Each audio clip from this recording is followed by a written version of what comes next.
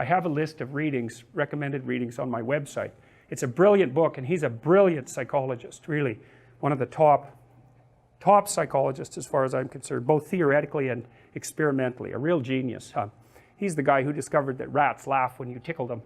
They laugh ultrasonically, so you can't actually hear them, but if you record it and slow it down, then you can hear them giggling away when you tickle them with an eraser, which is sort of like their mother's tongue. It's often what lab people use as a substitute for the licking of the little rat by the mother. And he discovered the play circuit in mammals, which is like a major deal, right? He should get a Nobel Prize for that. That's a big deal, to discover an entire motivational circuit whose existence no one had really predicted, you know, apart from the fact that obviously mammals play. And even lizards, maybe. Some of the more social lizards seem to play, you know. So anyhow, what Panksepp observed, and I think this is a brilliant piece of science, is that, first of all, juvenile male rats in particular like to rough and tumble play. They like to wrestle. And they actually pin each other just like little kids do, or like adult wrestlers do. They pin their shoulders down, and that basically means you win. And so, okay, so that's pretty cool. But what's even cooler, I think, well, there's three things. One is the rats will work for an opportunity to get into an arena where they know that play might occur. And so that's one of the scientific ways of testing an animal's motivation, right? So imagine you have a starving rat and it knows that it's got food down the end of a corridor. You can put a little spring on its tail and measure how hard it pulls, and that gives you an indication of its motivational force. Now imagine the starving rat that's trying to get to some food, and you have a little spring on his tail, and you waft in some cat odor. So now that rat is starving and wants to get out of there. He's going to try to pull even farther towards the food. So getting away plus getting forward are separate motivational systems, and if you can add them together, it's real potent. And part of the reason why in the future authoring exercise that you guys are going to do as the class progresses, you're asked to outline the place you'd like to end up, which is your desired future, and also the place that you could end up if you let everything fall apart, is so that your anxiety chases you and your approach systems pull you forward. You're maximally motivated then. And it's important because otherwise you can be afraid of pursuing the things that you want to pursue, right? And that's very common. And so then the fear inhibits you as the promise pulls you forward, but it makes you weak because you're afraid. You want to get your fear behind you, pushing you. And so what you want to be is more afraid of not pursuing your goals than you are of pursuing them. It's very, very helpful. And lots of times in life, and this is something really worth knowing, you know, and this is one of the advantages to being an autonomous adult, is you don't get to pick the best thing. You get to pick your poison. You have two bad choices, and you get to pick which one you're willing to suffer through. And every choice has a bit of that element in it. And so if you know that, it's really freeing, because otherwise you torture yourself by thinking, well, maybe there's a good solution to this, you know, compared to the bad solution. It's like, no, sometimes there's just risky solution 1 and risky solution 2. And sometimes both of them are really bad, but you at least get to pick which one you're willing to suffer through. And that actually makes quite a bit of difference, because you're also facing it voluntarily then, instead of it chasing you. And that is an entirely different psychophysiological response. Challenge versus threat, it's not the same, even if the magnitude of the problem is the same. And so putting yourself in a challenging, let's call it mind frame, you can't just do that by magic. Putting yourself in a challenging mind frame is much easier on you psychophysiologically, because you don't go into the generalized stress response to the same degree. And you're activating your exploratory and seeking systems, which are dopaminergically mediated and that involve positive emotion.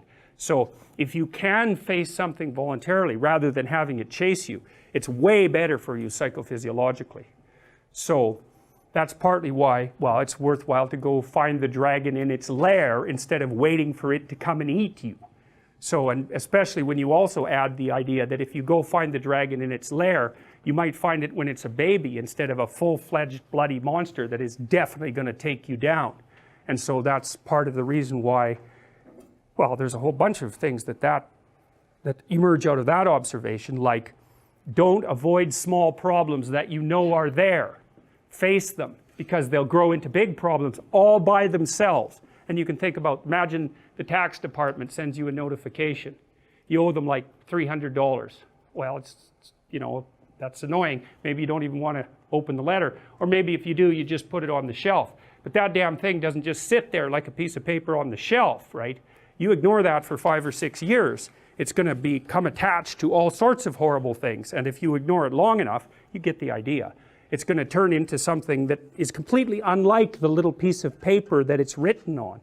And many, many problems in life are like that. You'll see that they pop their ugly little head up, and you know, and you might want to turn away. You might not want to think about it, which is the easiest way of turning away, right? You just don't attend to it. It's not like you repress it or anything like that. You just fail to attend to it. And that's as a long-term strategy, it's dismal. It's also something I think that's more characteristic of people who are high in neuroticism and high in agreeableness, because agreeable people don't like conflict.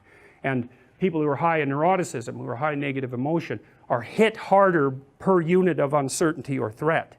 And so, and that's partly why in psychotherapy, a lot of times the people you see need assertiveness training, so that would be the opposite of agreeableness, or they need to help get their anxiety and emotional pain under control. Those are not the only reasons. There's antisocial behavior, but you can't fix that in therapy in all likelihood. There's alcoholism. There's lots of other reasons, but those are 2 major reasons. So anyways, that was all to tell you that, oh yes, back to the rats. So okay, the rats are pulling on you can measure rat motivation by how hard they pull on the spring, let's say, and they're more motivated if they're running away and running towards, but let's go back to play. So you can take juvenile rats who haven't been able to play for a while, maybe they've been isolated, or maybe they just haven't been able to engage in physical activity, like many school children that you might be thinking about, neither allowed to play nor allowed to engage in physical activity, and there's a reason I'm telling you that.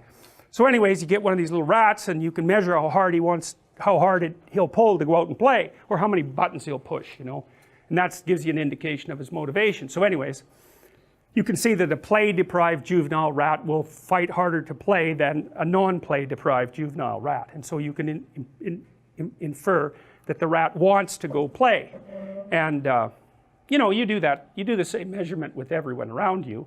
If they want to do something, you're going to poke and prod at them to see what sort of things they're willing to overcome in order to go and do that. You'll object, even if you don't really object. It's a measurement device. And if they're willing to overcome a bunch of your objections, then you think, oh, well, maybe they really want to. And that's another thing to really know. If there's something you want, you need about 5 arguments about why you want it. Because the probability that the person who's opposing you will have 5 arguments about why you shouldn't have it is very low. They just won't have thought it through enough. So the other thing that happens in the future authoring exercise is that you're asked to articulate the reasons for all the goals that come out of your vision of the future. So you're asked, like, why would it be good for you? Why would it be good for your family? Why would it be good for broader society? So that gives you 3 levels of argumentation right there. And if you have it articulated down into detail and it's related to other important goals, then you're a hell of a thing to argue with, because people just aren't that deep, by which I mean they just don't have that many levels of explanation or objection. And it's also really useful in relationship to your own mind, because if you want to do something that's difficult and that requires energy, a lot of different subsystems in your mind are going to throw up objections. It's like, well, maybe that isn't what you should be doing right now. Maybe you should be doing the dishes or vacuuming or watching TV or looking at YouTube. Or if you're really sneaky, when you're trying to do something hard, what your brain does is give you something else hard to do that's not quite as hard, so that you can feel justified in not doing the thing you're supposed to because you're doing something else useful. And if you give in to that temptation, which you often will, then it wins, and because it wins, it gets a little dopamine kick and it grows stronger. Anything you let win, the internal argument, grows. And anything you let be defeated shrinks, because it's punished. It doesn't get to have its way. So that's another thing really to remember, is don't practice what you do not want to become. And because they're neurological circuits, you build those things in there, man, they're not going anywhere. You can build another little machine to inhibit them. That's the best you can do. Once they're in there, you can't get them out. And then the ones you build to inhibit can be taken out by stress, and the old habits will come back up. So you got to be careful what you say and what you do, because you build yourself that way.